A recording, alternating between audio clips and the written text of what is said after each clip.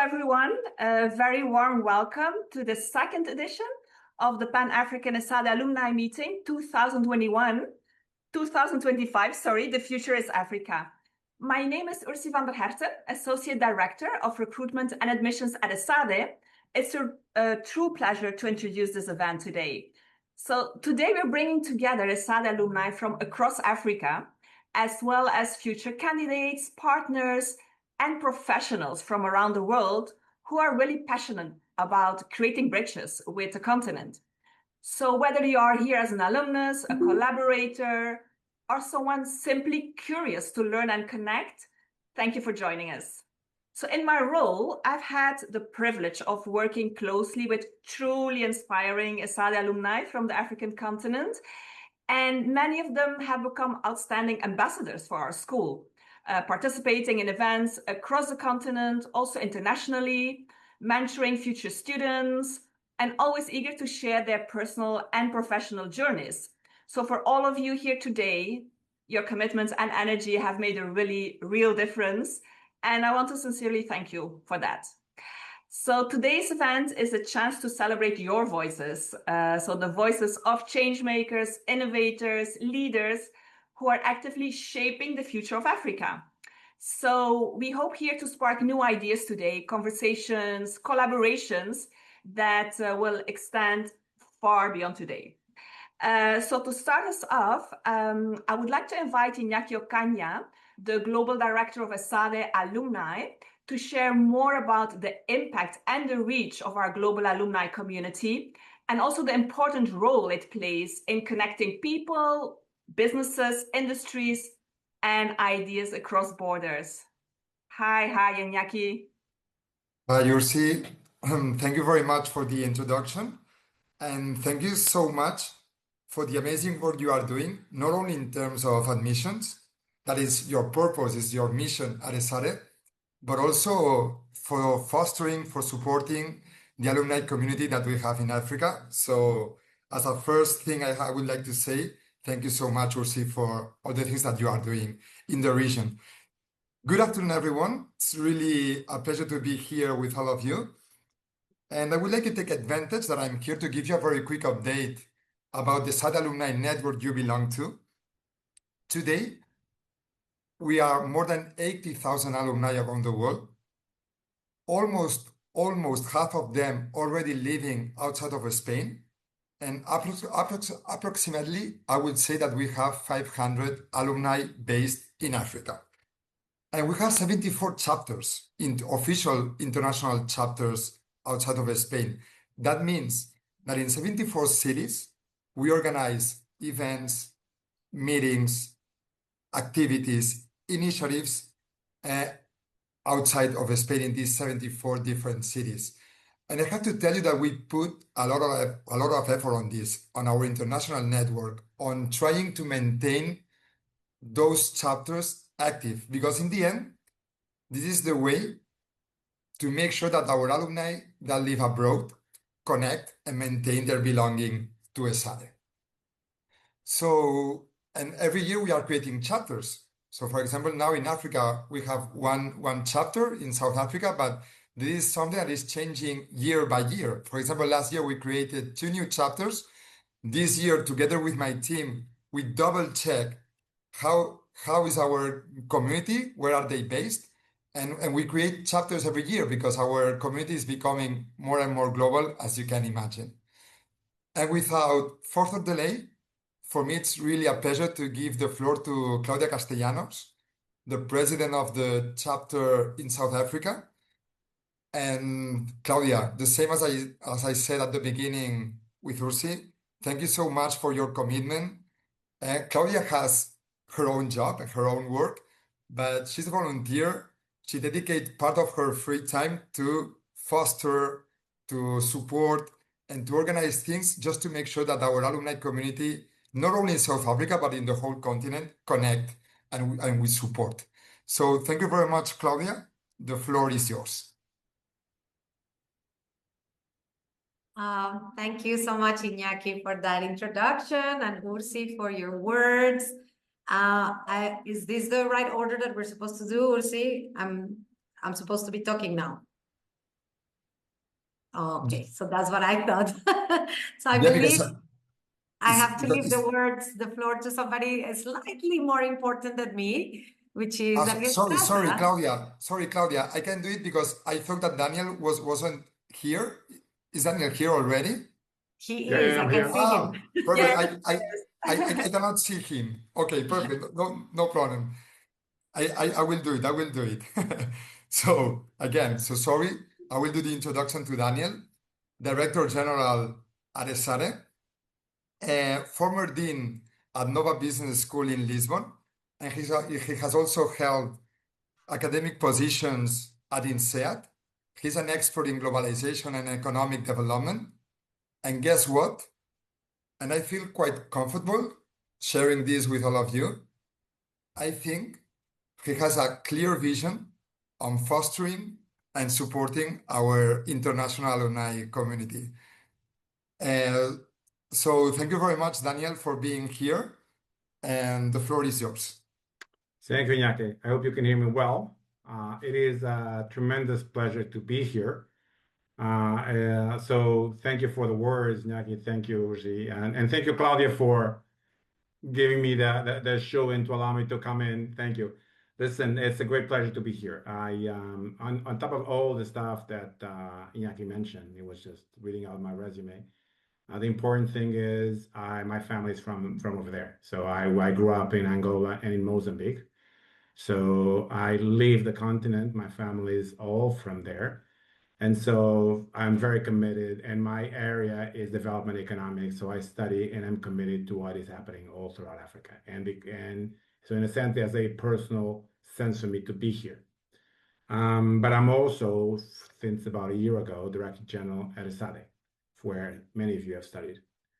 And I think that one thing that is very important at Esade is that we have this tremendous alumni community here, and it's remarkable that you're here, and it's remarkable how many are there, and Iñaki just mentioned it. But I think it's also, we are committed, we are a school that is not just about bringing great talent to great companies. It's also about what we do in our lives, the sense of purpose, and how we actually transform the continents and the environment that we're in. And so this double connection of, the sense of individual purpose, the sense of success, but also the sense of what impact we have, I think it's important. It's of course very important for Africa. And so in a sense, and I don't want to take too long of your time, what I want to tell you is that, our alumni community is critical. This is what Iñaki mentioned, and we will keep on committing to our alumni community. Our alumni community in Africa is very critical because it's part of our mission of impact throughout. So we want to work with you not just to make sure that you keep connected, that we're now in South Africa, but very soon in other large cities in Africa we'll be working, from Lagos to Luanda to Cape Town to Johannesburg, that all these alumni communities will keep growing and expanding, and more of you find ways to coming to Esade. But I also think that, in terms of things that we do well, things like entrepreneurship, things like impact entrepreneurship, that these are elements that are going to be very important for the continent, and where our partnership can be more than just having people that come from Africa, study in Esade, and then bring talent and the ability to create impact back to their homes or to their continent, or other people that actually come from elsewhere that then go to work in Africa. I think this is an important part. But I would like us to use this network of alumni to create more ways in which Esade can be connected to Africa. We are one of the top schools in Europe and in the world for entrepreneurship, for issues like impact investment and impact entrepreneurship. All these are elements that are very important, where many of you are currently working in, for sure. So I want you to think not just, what we can do to build our network of people, but how we can extend our network of people to a network of institutions, to a network of entrepreneurs that we can then connect to what's happening at Esade, so that in the end, together, we can bring sort of a tremendous future to the people of Africa. I mean, Africa will remain the future. Demography for itself makes that point.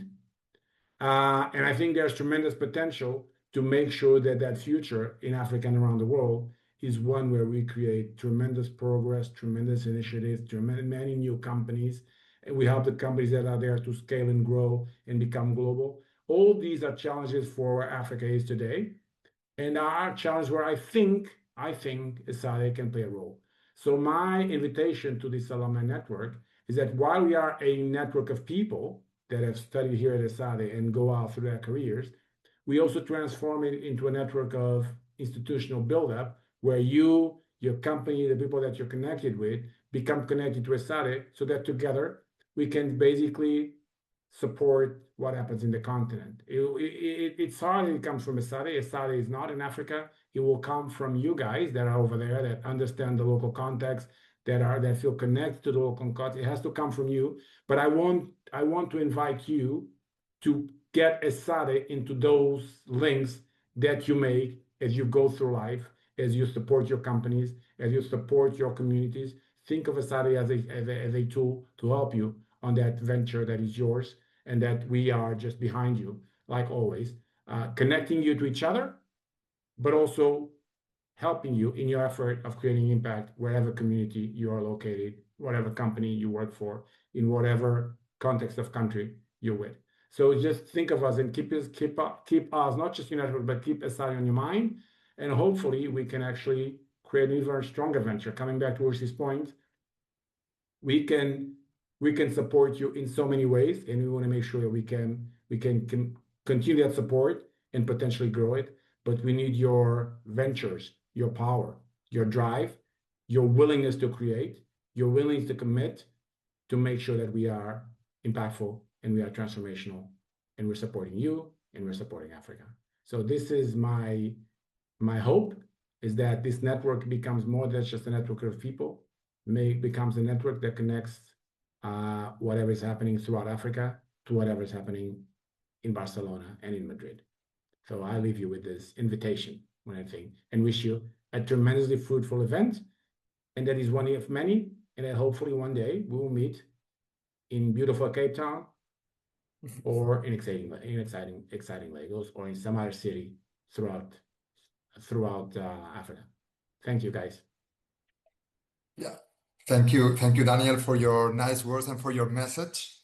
So I will not repeat my introduction, Claudia. I think that the message was quite clear, but I will just say that thank you very much for your commitment and for leading the way, not only in South Africa, but in the whole continent. So I give you the floor, and let's continue with the event and with the speakers. Thank you so much, Iñaki and Daniel as well. Great words coming from someone that actually also it's part of what we're shaping in Africa. I'm very excited to know that actually you spend time in Angola and in Mozambique. I go to Mozambique very often. So just to introduce myself to everyone that is there, my name is Claudia Castellanos. I am originally from Colombia, but I arrived in Africa precisely in a small country, landlocked country next to South Africa called Eswatini, as a volunteer. And as my husband say, I volunteered to stay with him, but that's not entirely the truth. I decided to stay here to work as an impact entrepreneur in my business that is called Black Mamba, that does spicy condiments by sourcing fresh ingredients from smallholder farmers and exporting around the world. So I think it's fair to say that Africa adopted me. And on top of doing what I do with Black Mamba, I got also chosen to be the president of the first, like Iñaki was saying, our South African alumni chapter, which I'm very excited to be part of. I think throughout the year, we've been able to connect more and more alumni that are part of Africa or are related to Africa. So this makes it even more exciting for me to be here as your moderator tonight, while we discuss why we think clearly that the future is Africa. So just a very few words, you know, if you think about Africa, for those of you that are not necessarily from the continent, you notice that Africa is usually a continent of contradictions, that sometimes you see Africa as bursting with opportunity, but sometimes you see that you have deep-rooted challenges. So I think today I'm very excited to be here with a line of great speakers that are all Esade alumni, either born and bred in Africa or adopted by Africa, like in my case, to discuss about several topics that I think are very interesting for anyone that is interested about Africa. So I'm not going to introduce them myself. I'm going to let them introduce themselves. So I'm just going to go on the order that I see on my screen tonight. And the first person that I see is Sibo. So if you guys want to just take a minute to introduce yourselves, it would be great. All right. Thank you, Claudia. I hope you can all hear me. So, hi, everyone. My name is Sibo Mabuza. I'm originally from Eswatini. So, Claudia is my sister. I'm now based in Johannesburg, South Africa, and I co-founded an organization called Africans Changing Africa. My work is all about digital transformation, especially with smart cities and the public sector. I work closely with governments and organizations across the continent to help them lead change from within. And we use tech as our tool for inclusive growth. I did my MBA at Esade from 2023 to 2025. I'm actually graduating this October. So excited to come to the end of this very exciting and transformative journey. It really has stretched my thinking. It's opened up a global network for me and connected me to a community that I feel is deeply committed to purpose-driven leadership. I also run a social enterprise called Ebenzulu Hair, and we empower women through co-ownership and professional training in natural hair. With my husband, we also have a company called Ebenzulu, which is a fashion and lifestyle brand. I'll speak more about it later, but we try to tell the African story through bold and beautiful designs. So I'm looking forward to today's conversation. Thank you, Claudia. Thank you, Sibo. So moving forward, I'm going to move to Nyambura that I see on my screen here. Thank you, Claudia. Hi, I'm Nyambura Catherine Wahome from Kenya. I'm an executive MBA alum from Esade in the class of 2023, with over a decade of experience in people management and organization development. My career began at Tata Consultancy in India, where I worked in the resource management group, managing staff and workforce planning across large teams. It gave me an incredible foundation in structure and systems and skill. But somewhere in between that journey, I made a mental note that I needed to come back home to my roots to build the kinds of the communities that I grew in. Since then, I've spent the last decade working in social enterprises here in Africa, focused on practical and scalable solutions that actually solve human needs. Currently, I do work in the global team in Spouts International, which is the largest ceramic water filter, and I'm very delighted to be here. Thanks so much, Nyambura. So I'm moving on my screen as well, and the next person that I can see is Adebola. Okay, great. Good evening, everyone. It's good to be here. I'm Adebola Adeyemi. I'm Esade alumni. Graduated in January this year, so it was great. And Esade has been a life-changing experience for some of us with the networks we've built, the friendships that outlast Esade. I started out my career 11 years ago in Nigeria.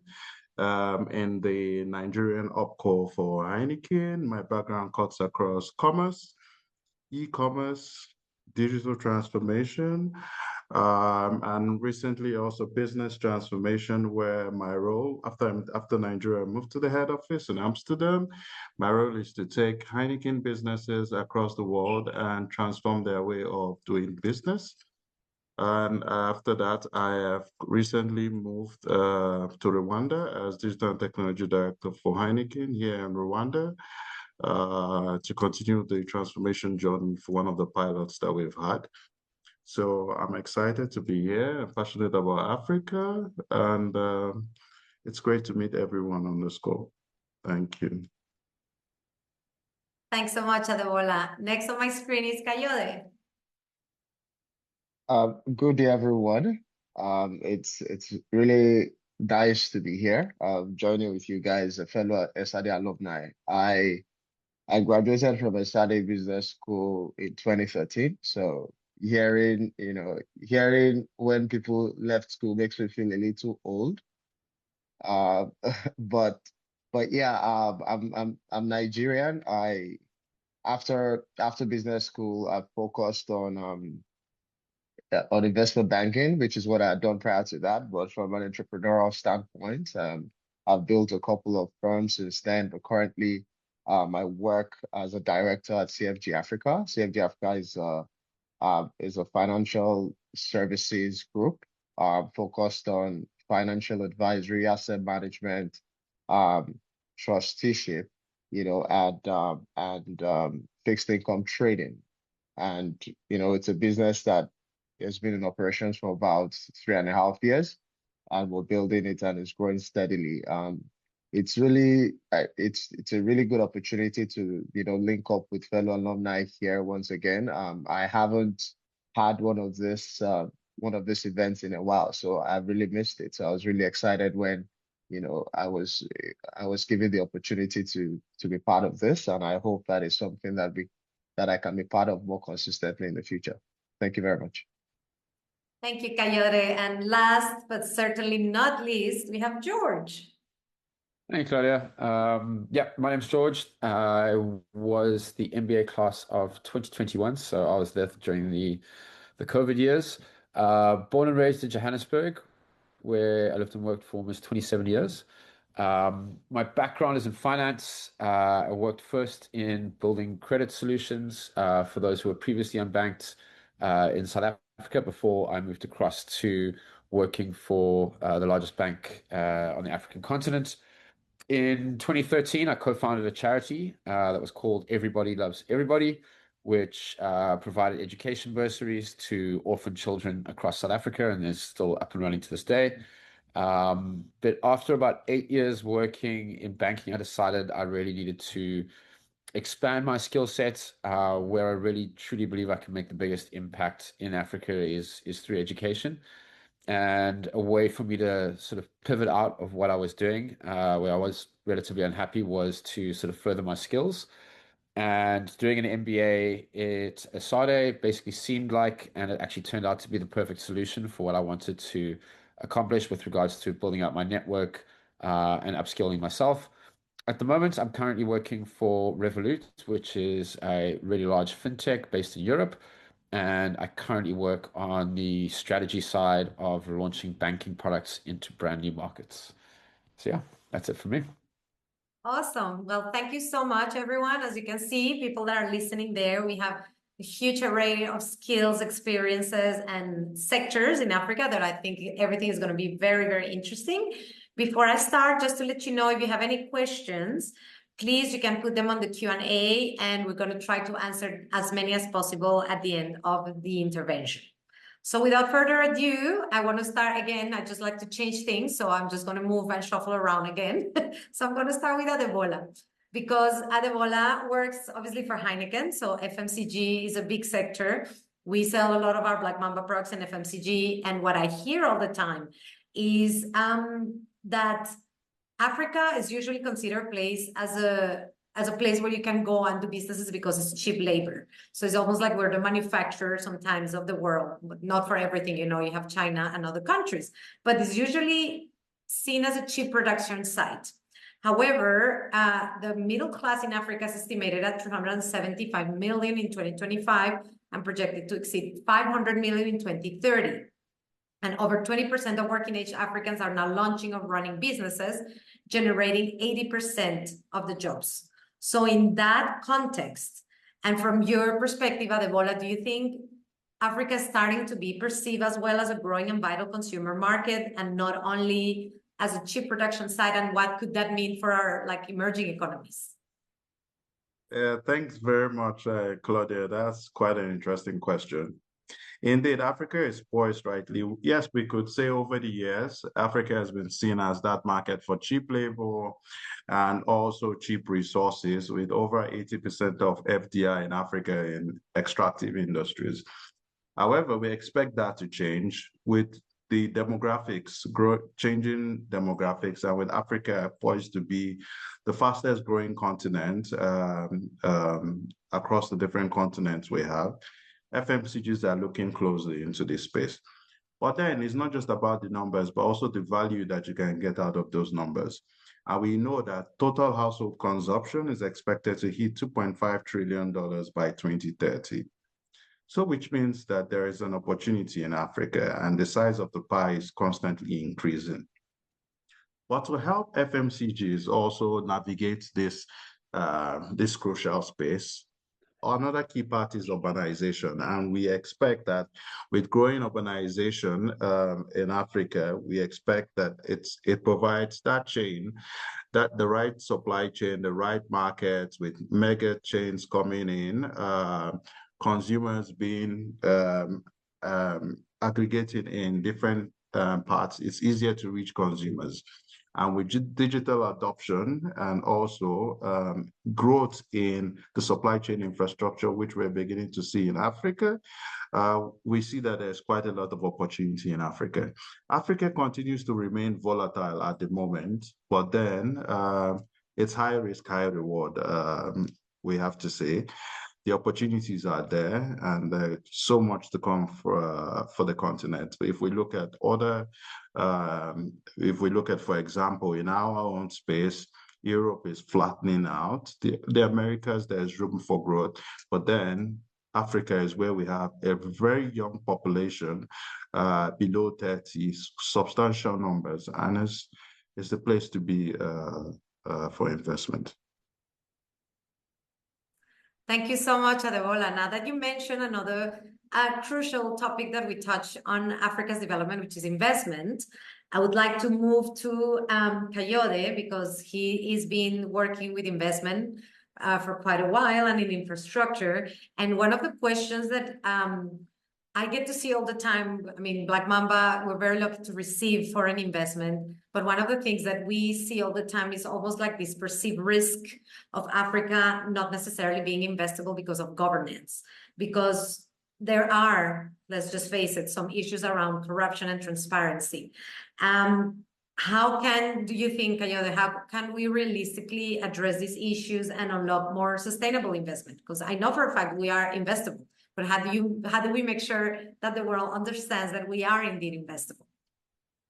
Well, thank you very much, Claudia. You make a very interesting point, because you're an example of one of the investment destinations in Africa, given that you've got an investment, and that's the same way we have a host of entrepreneurs over the past decade that have got a significant investment. So Africa not being investable is at times a little bit more a little bit exaggerated than it really is in reality. And think about it, over the past 4 years, we've seen over $200 billion in foreign direct investment in Africa. So Africa indeed is investable, but that does not take away from the issues that you've raised, the issues around governance, corruption, and the lack of transparency that we've experienced. And the truth also is that given the level of development that we've seen in Africa, for us to see, the development and the growth, especially out of poverty for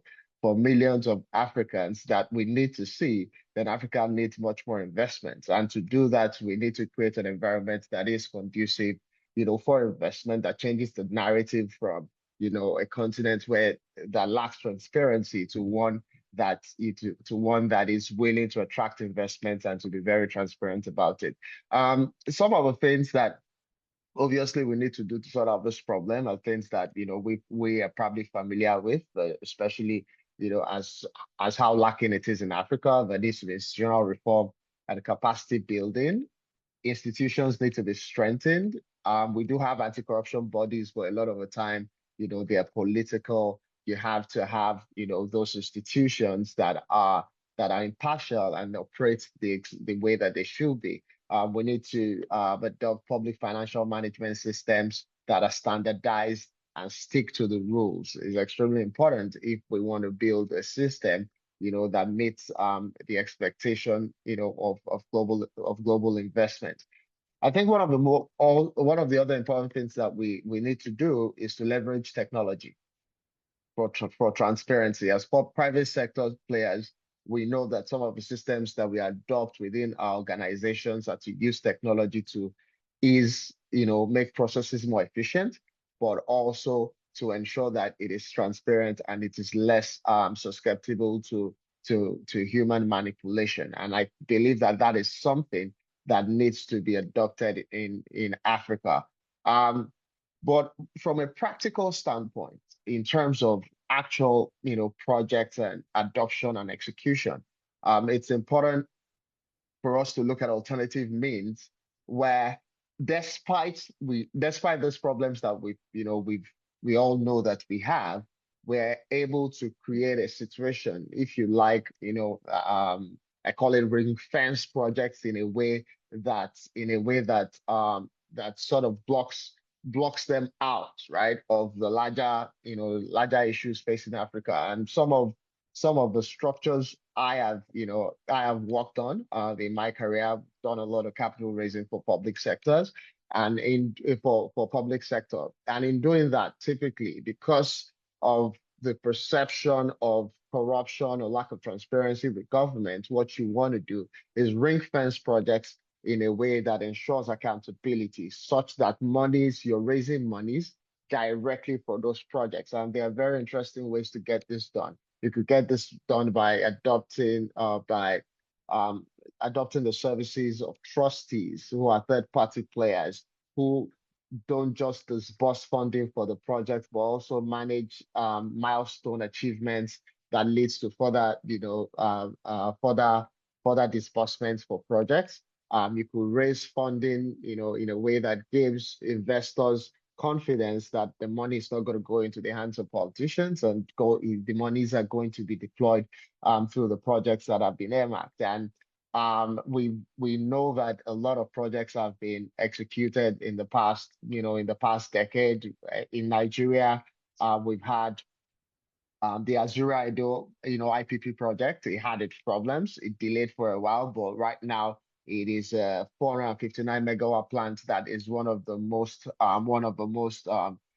productive power infrastructure projects in Africa, in Nigeria, as we speak. There's the Lake Turkana wind project in Kenya, 310 megawatt project that was financed via equity, commercial debt, and consensual finance. And we do have quite a number of those, across the continent that have worked. I think aside the problems, one of the other things we need to do is we need to talk about the success stories, perhaps even more, so that people understand that when you want to do business in Africa and to create an impact in Africa, you have to, it is possible, first of all, and, you need to be creative as to how you go about it to ensure that, things are done the right way and the investments, are secure and are put into the projects that they are marked for.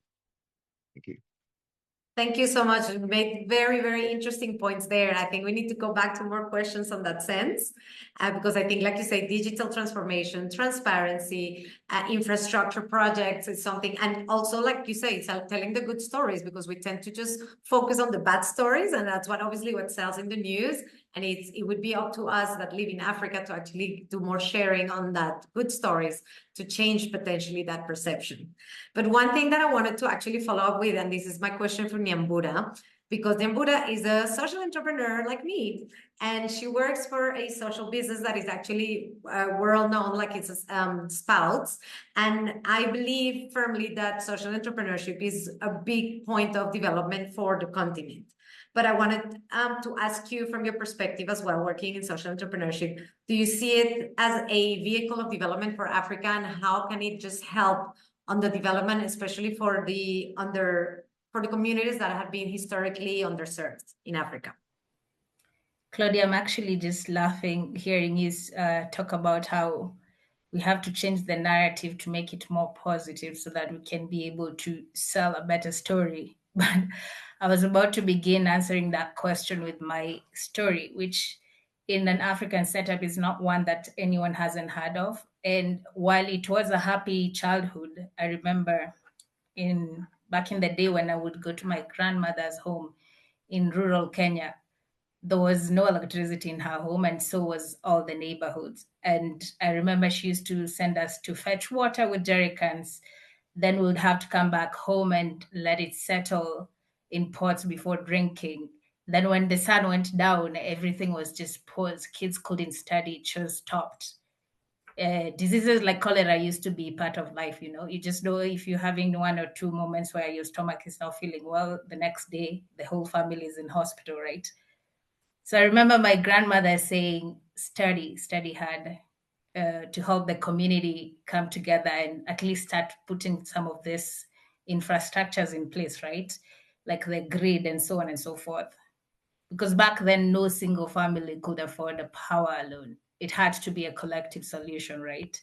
So those kind of memories shaped me a lot. So when I was introducing myself, I said I had to leave Tata, which was such a huge company that had a lot of opportunities to come back to Africa. And the reason I did that is because I wanted to be part of that impact, the social enterprises. So later on, when I came back here, I worked in a company called PowerMe, which was part of the pay-as-you-go solar company, bringing energy to off-grid communities here in Kenya. But the plan was to expand later on in other parts of Africa. The work was hard back then, but imagine a situation where you're offering a very heavy capital intensive product to people who earn $2 a day. And you have to reach it to places where they're kind of like written off, no infrastructure whatsoever. The impact obviously was undeniable. And when compounded, the changes over time were just like, massive to talk about. And to answer your question, I did have this kind of statistics that I found in one of the Acumen and Irena articles, where they talked about the reach that the government has had over the last decade to be around 2 to 4 million homes, while the likes of other vehicles like the NGO to be around 1 to 2 million. But then the social enterprises like the one I was working in, that is PowerMe, Copper, which was among the first entrants of the market back then for the off-grid solar systems for the pay-as-you-go, and D-Light and B-Box. If you look at between 10 to 12 years of their existence, of which some of them are no longer here because, well, it was hard, COVID came, funds were also impossible to get, and so on and so forth. But they reached around 8 to 10 million households in that period, which is kind of huge, right? The other example I have to give on the impact that we have working in social enterprises, the current place I work at Spouse, where I work alongside other fellows from Esade who are alumni, we are on track to become the world's largest ceramic water filter producer.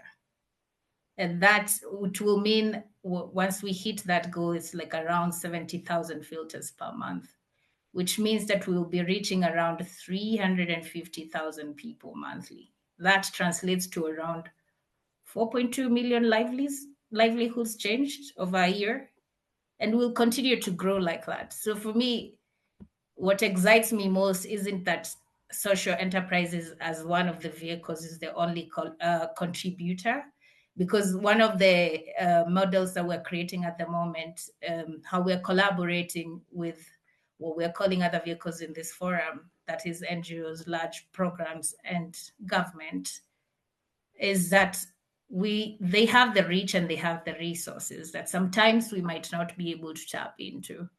But often they need fast and tested models that can be able to just go to the community and deliver the same impact, right? So social enterprises have been known to do that. We give them the model, and in return, they get speed, assurance of ROI, and maybe even the freedom to just reinvest their saved time and capital to other urgent priorities that they have. So yeah, in the end, if the question of which vehicle is best, for me, it's like NGO, social enterprises, or all the others. It's not either or, it's just about alignment. Alignment with the people we serve, and also just the outcomes that we want to have as a country or even as a continent. And then the urgency of it is now, not the future. We can't wait for anyone to build for us. Over to you, Claudia. Thanks so much, Ambuda. I love also the way you talk so passionately about it. I guess the thing about social entrepreneurs is that we probably understood the power of business for doing good. And when you mix it together with a person that is passionate about it, then it's just like magic. So I just love everything that you said, and the amount of lives that you impact at a larger scale is incredible. And with that, I'm going to jump again to technology, because I think one of the main things that we are actually seeing, or at least I perceive it as like that in Africa, is that we tend to leapfrog. You know, like for instance, I remember there was probably not a lot of phone lines, at least not in Eswatini, and we literally went from like no phones to everybody having cell phones and not smartphones. And I see the same in terms of renewable energies. And Kayode was talking about these massive investments that they're doing for energy. So knowing that George, for instance, works for Revolut, which is a big fintech company, and we have other things, you know, like I believe that the banks in Eswatini are way more advanced than the banks in the United States, excuse me, but I've seen my friends, and even in Colombia, and like the things that we can do here, they are dreaming about doing it there. So my question for you is, what is driving this digital revolution? Why are we so advanced? Is it true that we are advanced? And how is that actually making us different from other global regions? Great question. So the main driver, I suppose, of innovation almost across the globe is unmet needs. And in Africa, obviously, we have vast proportions of the population who are either underbanked or completely unbanked at all. Now, we've obviously spoken about the infrastructure issues there, but obviously there's very much a need for this. And why exactly is banking helps relieve people's pain points. I mean, there are very real pain points involved with trying to send someone money, trying to receive it from them. And unless you're sort of physically meeting, you need to have some sort of digital infrastructure that's enabling this. Never mind getting onto the more advanced things such as sort of accessing credit or paying bills. And so this unmet need is sort of the one driver of it. And then the other driver where they kind of converge, and as was mentioned by my previous panelist, is this demographic of 60% of the African population being under the age of 30. Now, this is a sort of a mobile native generation. There's often a sort of very famous phrase that Africa skipped the landline and went straight to mobile. And as a result of this, we have had the ability to almost like leapfrog ahead of legacy infrastructure. Now, this is generally not how it's done. Generally, infrastructure is built piece by piece as you start to sort of develop, and that's what's been sort of a sign of development. But unlike in the West, where you've got this sort of inherent legacy infrastructure, Africa hasn't been constrained by that. And I think it's more of a blessing than people actually realize, because traditional infrastructure is often slow, it's very expensive to utilize, probably even more expensive to maintain, and it's very sticky. I mean, you just mentioned how the US is still stuck in their old ways, and the progression from there hasn't necessarily occurred. And so, given the fact that you've almost sort of like jumped ahead of this traditional infrastructure, this mobile first, all the technology that's making its way through into Africa has enabled companies like M-Pesa, who first laid sort of the groundwork for mobile money, which is now evolved into other unicorns such as MoneyPoint or TimeBank, who are building with their full stack digital banking and their micro lending services. So the new technology coupled with the unmet needs is what essentially is basically driving the real innovation in the space. In addition to that, we've obviously got a lot more investor confidence coming into Africa. Now, I think we've kind of discussed this before in the past, but we've had over $2.2 billion invested in African startups last year alone. And they aren't just being foreign-backed ideas. A lot of startups are being founded within Africa to solve African problems with African financing. And this is a bit of a shift of what's previously happened, where money comes into Africa predominantly with a focus of sort of poverty relief. Whereas now we're looking at what are we going to be doing to uplift the general population and change that. And it's uniquely interesting in that you can't copy and paste what was done in the West. If you try and do that, it's just inherently not going to work. Africa, you can spend a month in most European cities, London, Paris. You can get by fine without ever touching a traditional cash note or coin. You're just tapping your card everywhere. Whereas in Africa, cash is very much king. And so all of these sort of fintechs and startups that are being developed within Africa need to take that into account. So you can't cut and copy what's happening in Western countries, because you need to almost have this merger between digital and physical, where some way you've built up the trust with people who are holding onto these sort of banknotes, and build that trust from the ground up with whatever sort of solution you're providing to make sure that people can trust you, and your product is therefore inherently building in this mix of both physical and digital to basically create the creative disruption that is needed for the African context. So yeah, to answer your question, I mean, we could speak about this for hours, but inherently it's the merger of the unmet needs of the African population together with the digital demographic that is now sort of burgeoning out and expanding from the young population. Awesome. I'm also very passionate about it. I've always believed that it's just such, like you said, it's leapfrogging from one very, very sort of backwards to like top of technology. And I love what you also mentioned, that what makes it very distinctive and unique is the fact that now we're seeing companies on the digital revolution that are creating solutions in Africa by Africans, invested by Africans. And that brings me to, last but not least, Sibo, and that I left purposely at the end, because she has an incredible approach that I want her to discuss a little bit here. Africa has always been perceived as probably a continent that needs aid. You know, if you think about the 80s and everything, and it was something, is a narrative that I've been completely strongly against, the fact that, oh, we need help because poor Africans, and changing that narrative. And how do we actually create that sort of development that Africa is not to be seen with pity, but with like awe and wonder and passion? And how do we actually make, or is it right thing that we need to think about a certain type of development that is more Africa for Africans, without obviously disregarding everything that is there? So basically the question is like, how do we move from aid to agency? And I know Sibo has a very particular way of thinking about it and working with it. I'm very, very curious for you to share with everyone. All right, thank you, Claudia. So there's a movement here in South Africa. It's called Africa, Your Time Is Now. And I really believe that the shift from aid to agency is already happening. And it's being driven by Africans who are stepping up to lead, to build, and to define what development looks like for us. One of the most exciting things is this diversity in our creativity, our approaches, and how we pursue success and prosperity for the continent. Because let's face it, at the end of the day, it's about how do we bring up the quality of life for the majority of people and remove these barriers that are not allowing people to be successful as individuals. So for a long time, the story of Africa was told from the outside.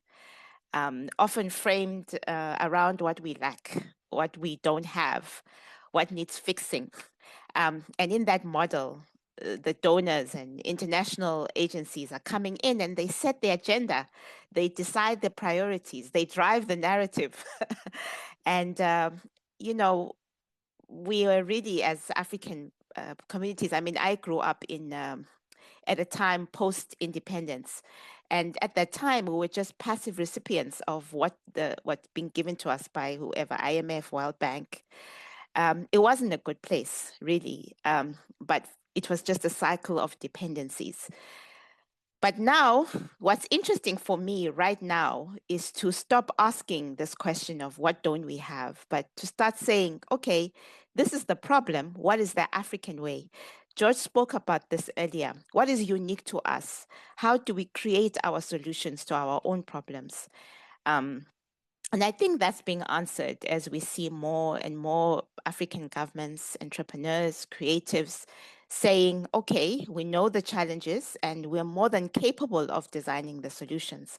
So it's not about rejecting partnerships, it's about reframing them.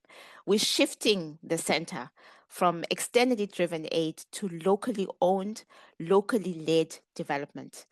And this shift, it's not about systems, it's not about infrastructure, it's about dignity, it's about identity, it's about self-determination.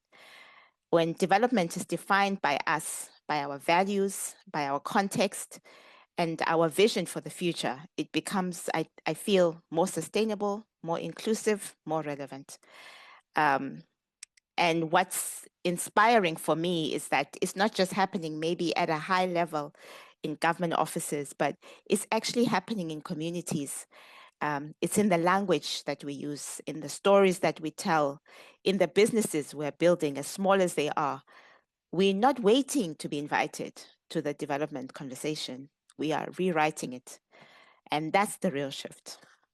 If you look at places like Nairobi, for example, Catherine, you'll speak better than me on this, but there's young entrepreneurs, tech entrepreneurs, they're solving real problems with world-class innovation, mobile technology, agri-technology, fintech. In Rwanda, we're seeing governments use digital tools for government and service delivery. And that's not about building trust. It's not about service delivery alone. It's also about building trust in institutions. And then you look at, Lagos, you look at Nigeria, creative industries are exploding, fashion, music, film. It's not just about entertainment, but it's about shifting the global perception. And then, of course, we've spoken about this, the wave of social enterprises that are happening across the continent. People are building schools, they're building water systems, they're bringing energy. So it's not through aid only, but it's about local leadership. It's about the networks. It's about pushing through what we see and wanting to change the narrative. So, this is our story.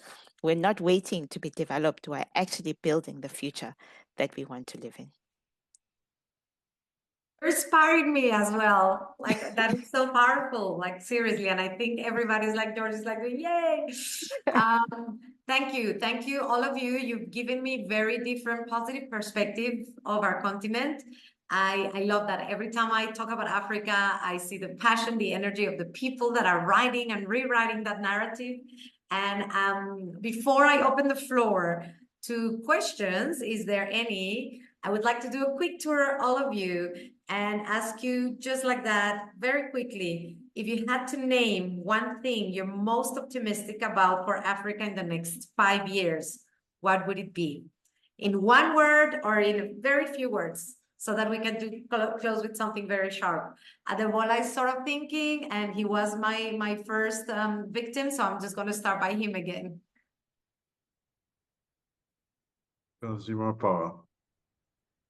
Consumer power. I like that. Love it. Kayode? Yeah, for me, it will be capacity. Capacity. In what sense? So capacity can be in a varied sense, but the first thing is the capacity to create value, right? So we have so many potentially talented people. We are highly populated. Yes. Technology makes learning much easier right now. So we can actually harness the potential of our population and the potential to learn easily, and we could drive knowledge and drive ability to solve problems, not just within Africa, but outside Africa. That's what I find most exciting about Africa, especially for the next generation. Our capacity to create change, our superpower, in a word. I love it. Absolutely. Nyambura, what are you most optimistic about in the next 5 years for Africa? It has to be reverse migration. Ooh, I love that one. Yeah, and that can be twofold. One of them is for my passion, obviously, of last mile distribution and rural development. I feel like we bring more people into the cities, and it's created a lot of chaos with the slums and also unemployment. But we have major issues of everyone who is in the space of distribution trying to get to the underserved communities. And if we can have more educated people who are in the cities and earning very little and paying much more because of the cost of living here. If they can go back there, that could start opening up the doors of rural development. Excited Love it. about that. Yeah. I thought for a second when we were talking about reverse migration is getting all the Africans that have been the possibility, the privilege to study abroad, to come here and apply their knowledge, because that happens a lot in South America still. And it was very much a thing in the 80s. Everybody left to study, and then people little by little are coming back to apply what they learned. So I don't know if you would be thinking about that sort of reverse migration as well. That was my second for the part of it, which I didn't come to. Yeah, thanks for reminding me. I said 2 ways, and then I left it at one that I'm more passionate about. But yeah, the second one will also add a lot of value, and it's in very many ways, including actually politically. Yeah, it's a huge topic in Kenya at the moment. Awesome. George, what do you think? What are you most optimistic about?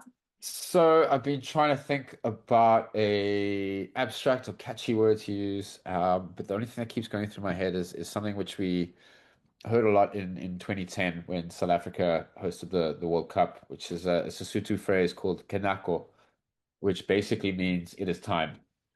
And I feel like that kind of encapsulates what it is for Africa as a whole at the moment. It's our time now to basically control our future and our sort of development. We've had more than a century of sort of seeking answers outside or looking for help outside of Africa.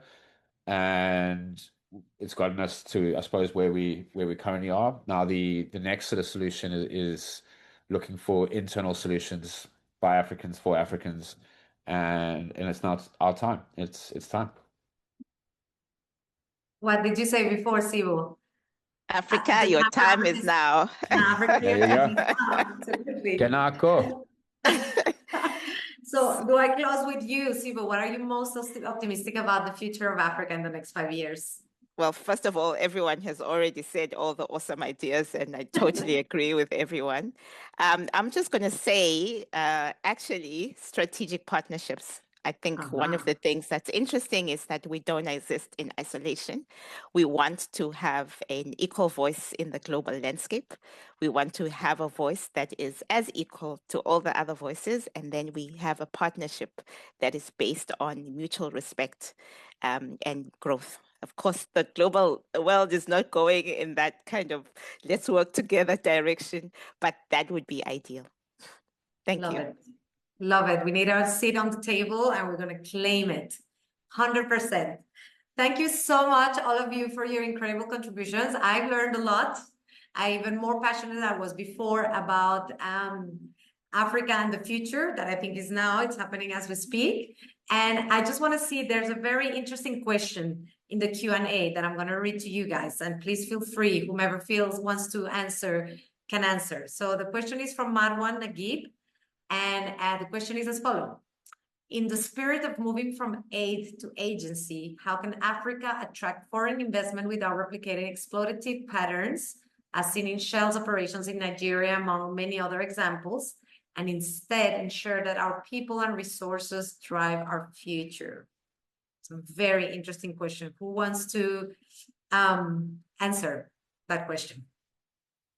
I'll try to take a bit of a stab at it, and I'm sure people can add to that afterwards. That's a very important. It's a very important question, and if you look at the pattern specifically in the oil industry in Nigeria over the past decade, you will see an exit of the major oil and gas players to local players, right? But when we're thinking about the future, increasingly we're trying to even look away from oil and gas to see more sustainable, the adoption of more sustainable energy sources.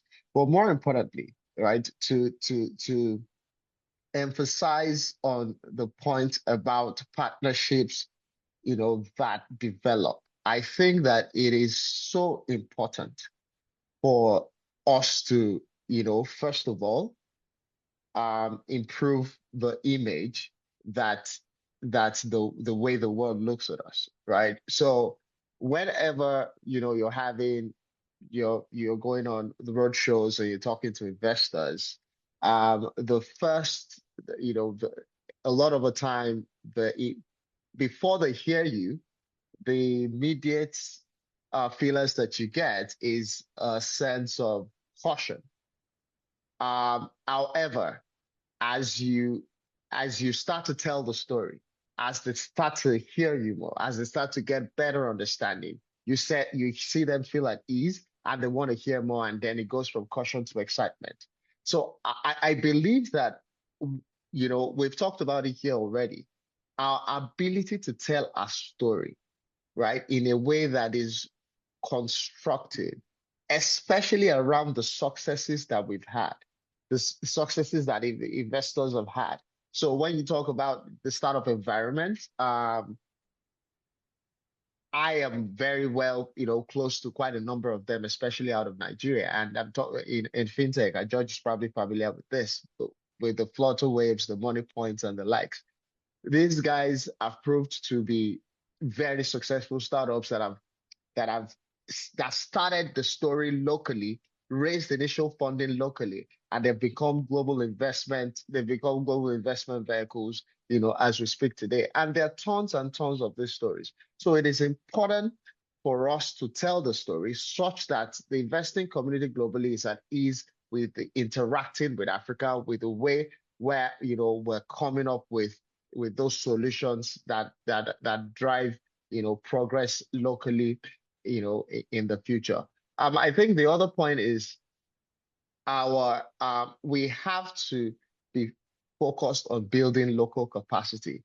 What we've also seen, perhaps that's not been super palatable, is that companies grow locally and immediately they raise funding, they're out of the country, they're in the US, they're in Europe, they're trying to build out.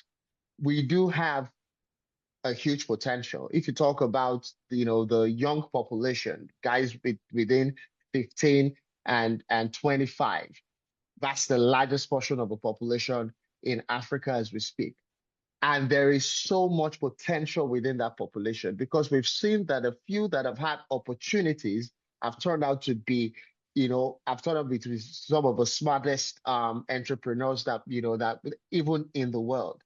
And you can see that even from from the presence of Africans in the Fortune 500 companies and how much impact they're making there.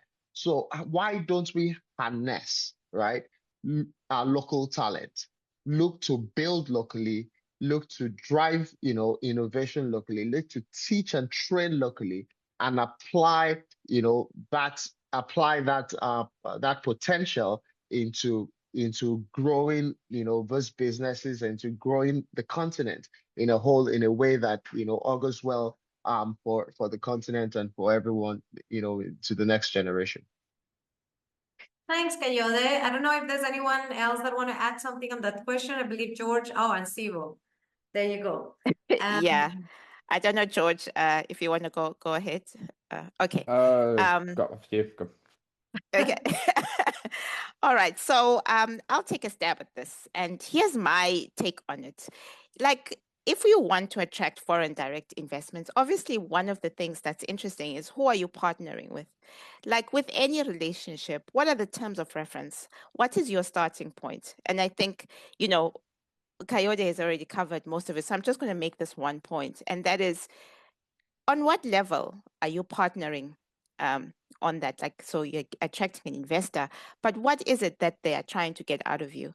And the reality is that you don't have to take everyone that's coming through. I know we need the money, but you don't need every money that's coming through. You need to be very careful who it is that is you're partnering with, and are they co-developing with you, or are they imposing on you? So it's just about being careful of who we partner with in our different, whether it's at a corporate level, at government level, and more I work with some international cooperating partners. They are coming in with a more, let me use the word, humble stance. They are coming in more respectfully, saying, we're not here to impose.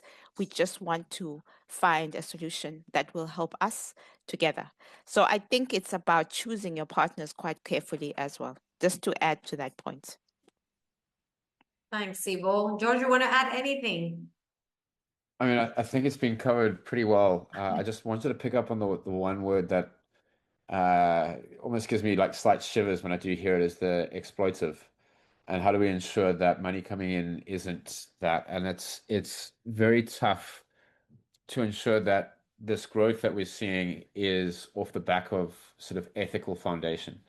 Now, the reason why is predominantly because a lot of this requires sort of regulatory frameworks that are in place. And if you haven't got sort of strong governance, or at least some form of governance, there's obviously a high risk of exploitation. Now, I don't want to throw hands up and be like, it's all up to government and it's up to them to sort of sort this out. But this, and for any budding entrepreneurs on the call or anything else like that, the one thing I learned through my my charity foundation, everything is, if you are going to be building within Africa, you need to build with Africans, not for Africans, in terms of you build them around the communities, you involve them in the decision making, leverage sort of the agent networks to be able to do this.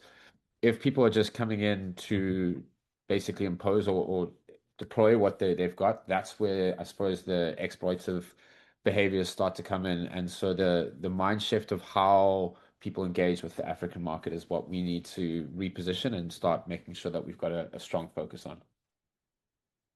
Absolutely. I couldn't agree more, because when I arrive as a volunteer, you arrive with the thing of saying, I came here to change everything because I know, because I did my MBA in Esade, which is obviously a good point, but obviously you need to be, like you say, humble and come here to understand that you need to understand where people are coming from, understand the needs, the challenges, and then, if possible, like you say, do a cooperation to figure out a solution that is good for everyone. I have a very good question here. I'm just to tell everyone we are willing to wrap up around 8:15, so I'm just going to try to just do a couple more questions before we can go, that we can answer live. So Kehinde is asking here something very interesting. The question is, despite the huge presence of foreign investors in Africa, which we do, and apart from transparency and corruption in Africa, what else do countries in other continents do that ensure that their economies thrive successfully? So I think it's more of a question to know, what can we learn perhaps of best practices from other countries that we could apply here for our African countries to thrive? Okay, Adebola, go for it. Okay, one thing that can add and one thing that can help is also the presence of strong institutions. That is something that is required to drive the right level of ethical behavior and corporate governance that we want. We need laws, that we need reforms, and also it's because this is still a gray area for in a lot of countries. This part still needs to be further developed, where we have strong regulatory bodies, institutions, and clear parameters for measurement. This will also help to put some structure and I don't want to use the word sanity now, but help to really put clear indices in place to measure this. And George, I see you guys are very polite now, raising hands and everything. Go for it. Yes, so we're doing that now.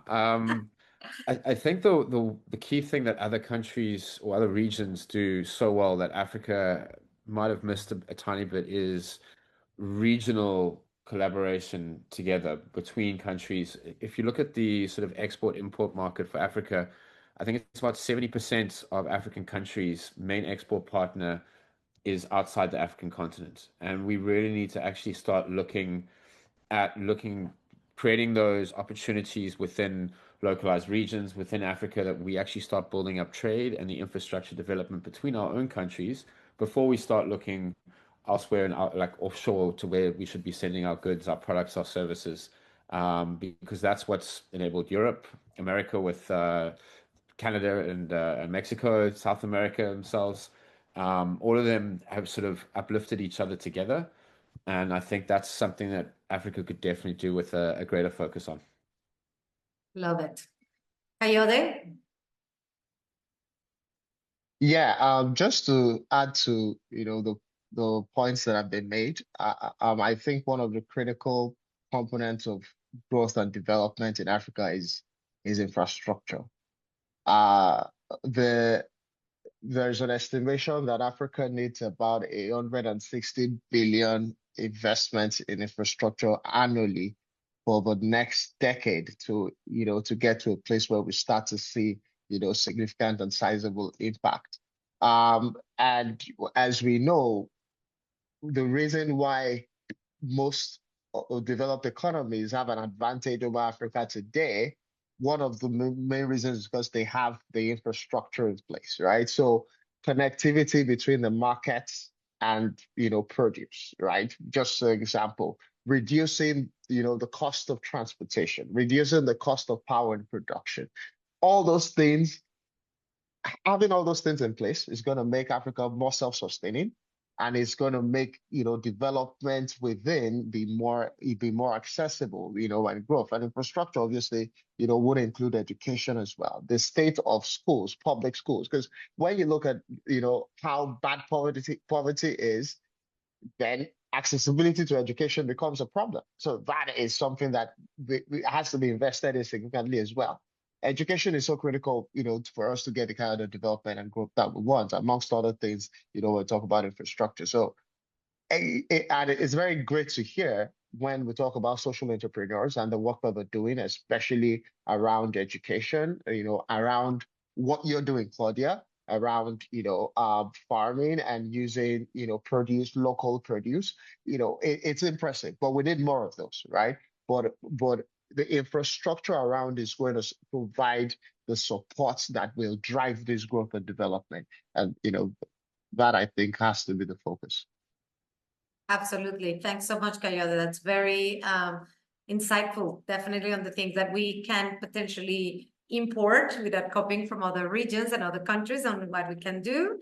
I'm going to have time for one more question. There's like really interesting questions here. I'm very sad that we cannot do all of them. Okay, what about, this is a little bit more for like somebody, we've all been Esade alumni and we've all been graduates from Esade, and we've all have come to Africa or are from Africa and working in a way or another in something that is giving and providing impact in the continent. So I have a question here for someone that says, if you were a young graduate today, what approach would you have towards starting to generate impact in Africa? So if you were like now, you're graduating today, what would you do? I know Nyambura came here back, obviously, to work on impact, and you guys all decided to somehow come back to the continent, or in the case of George, to have an NGO that works in the continent. So what would you decide to do if you were a young graduate and you decide to come and work for impact in Africa? What would you decide to do? Claudia, can I suggest that you answer that question?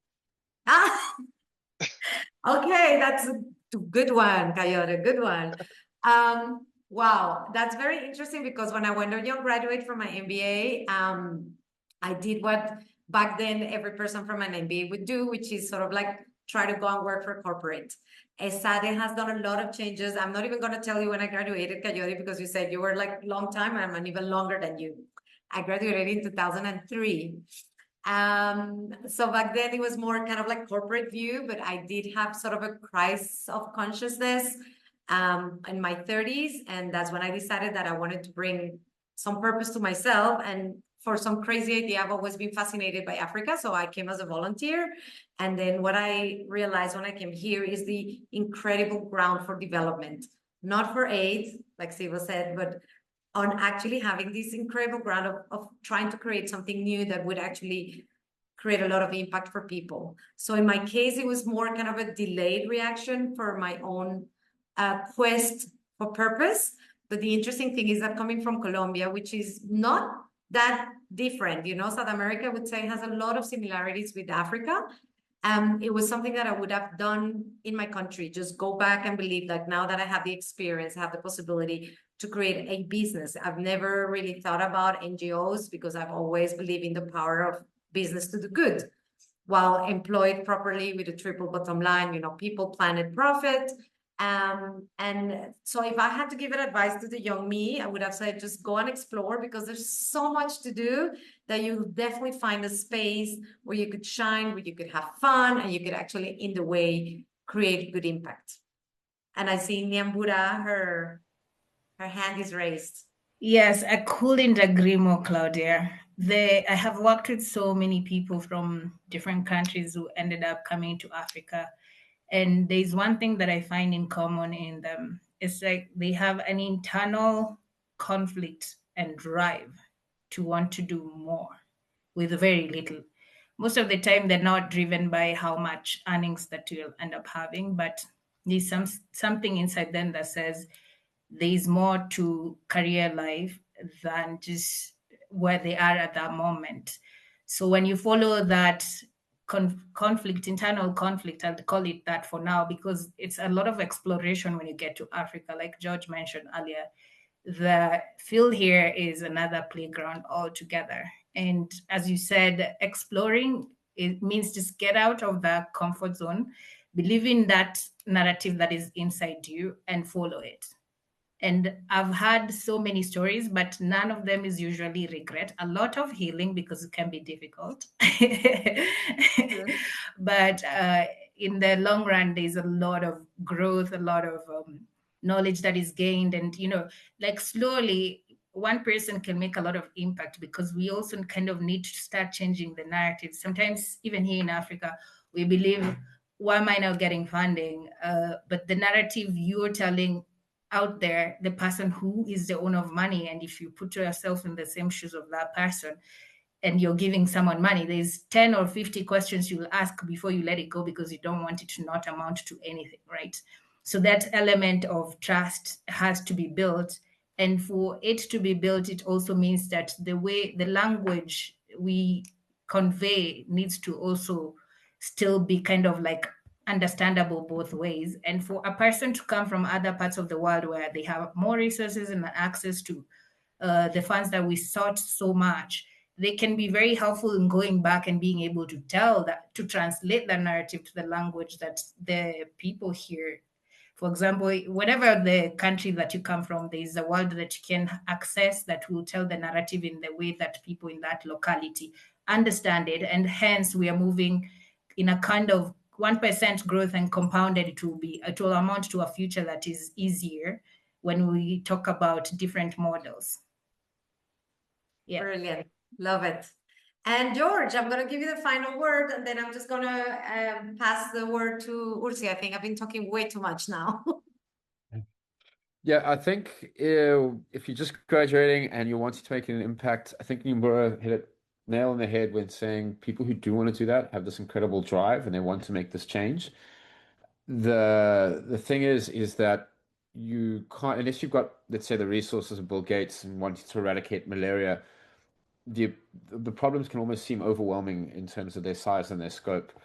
So my advice would be start small. Look for something small you could do in the neighborhood around you. I mean, our NGO was born out of the fact that we discovered a friend whose sister was adopted. When he went to the orphanage, the kids there had no access to education, and so we built it off there from 4 kids, and we've now put 28 through university. And so start small, look for the small little difference that you can make, even if it's on the side, if it's your full-time, whatever it can be, and then build from there. Because if everyone starts kind of adopting that mentality rather than looking at the top-down approach, this is the problem we need to solve, that's how you're going to sort of build your way up. So look around to see that you'll find something definitely that's worth your time and effort and putting into to solve. There's plenty of opportunities, guys. I see somebody's asking if there are any volunteering roles are open for the general public. I can tell you, if you go online and you see volunteering in Africa, like I did, you'll find something straight away. So just to say as a final thing, thank you so much, everybody that is listening to us, for being part of this very interesting conversation with very passionate speakers, as you can see, to Esade, to giving us this opportunity to talk about something that we're passionate about, to showcase how we are improving our continent, to showcase how we have a very strong connection with Esade. And in order to finalize, not to take, guys, more of your evening time, I'm just going to give the word to Ursi for some final words before we all move to our homes. Hi, everybody. Well, from my side, a big thank you to all of the alumni, to all of you that are here today.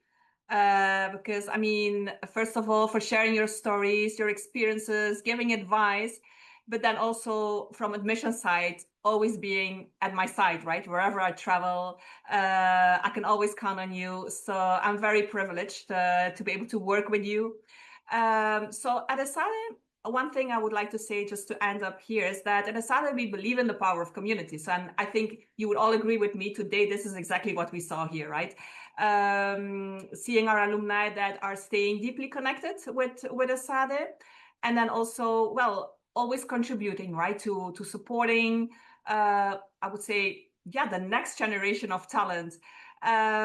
So we would love to continue this conversation with you, with many of you, hopefully in person. So I wanted to mention here that I will be visiting several cities across the continent over the coming months, and this to host info sessions, networking events with alumni, and also one-to-one consultation sessions then for those of you that are interested in Esade. So I would like to share a slide with you so that you have an idea where you are going to be. This is a list of upcoming trips. So we're going to Tanzania.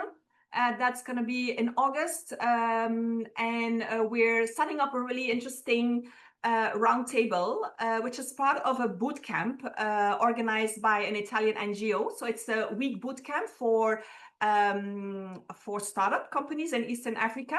And as part of this boot camp, we're going to be organizing this roundtable where where we will invite Esade alumni, professors, and then also other speakers coming from the private sector. So it's going to be a really interesting conversation there. Previously, I will be doing an info session. I'm working with the Mzumbe University in Tanzania for their students. And then there's going to be one-to-one sessions during the same trip. Then after that, we will be in South Africa. So there's going to be alumni afterwards in Johannesburg, Cape Town. And then also for all of you that are interested in Esade, you can all of you can join us on the Stellenbosch campus, because there's going to be an info session that is organized together with several student associations from Stellenbosch University and also Cape Town, University of Cape Town. Then in September, we're going to go to Nigeria. Esade is participating in the GMAC Africa initiative this year. So that includes several, I would say, recruitment fairs directly with universities like the Pan-Atlantic University, the Covenant University, and then also a specific event for MBA. And we're going to be doing another alumni after work. And then October, we're planning to go to Nairobi. So Catherine, I hope to see you. And after that, we will be doing a joint event with Esade and IES and IE, which is organized by and by invitation of the Spanish Embassy in South Africa and the Honorary Consulate in Mauritius. So that's going to be also exciting. New countries we're going to, being Tanzania and Mauritius. So this is it from my side. I hope you all enjoyed. I'm sure you did. It was a really inspiring conversations, I must say. And then hopefully we will see each other again very soon. If you have any further questions, comments, please feel free to send an email to us. If you want to be connected with any of the speakers, I'm more than sure that they will be happy to get in touch with you.